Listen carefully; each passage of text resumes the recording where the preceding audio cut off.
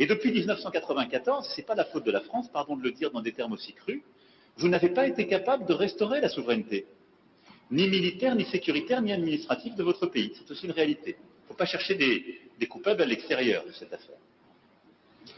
Et donc, on en est dans cette situation qui a conduit à des drames absolus, à cette deuxième guerre, à des millions de morts, qu'on ne doit pas oublier, à la nécessité aussi, ce qui est une responsabilité qui doit se faire ici, ce n'est pas la France ou d'autres de le faire, de mettre en place une vraie justice, une justice transitionnelle, qui est la clé pour que celles et ceux qui parfois ont tué soient jugés.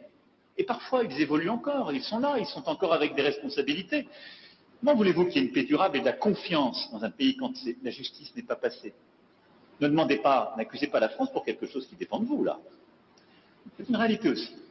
Le niveau de diplomatie de Macron, alors que son but, c'est quand même, quand il arrive en Afrique, c'est d'être en mode VRP, de faire en sorte que la France soit davantage aimée. Enfin, en théorie, c'est censé être ça. Lui, il y va. Tranquillement, il leur dit, depuis 1994, vous n'avez jamais été capable de restaurer la souveraineté ni militaire, ni sécuritaire, ni administrative de votre pays. C'est une réalité. Il ne faut pas chercher des coupables à l'extérieur.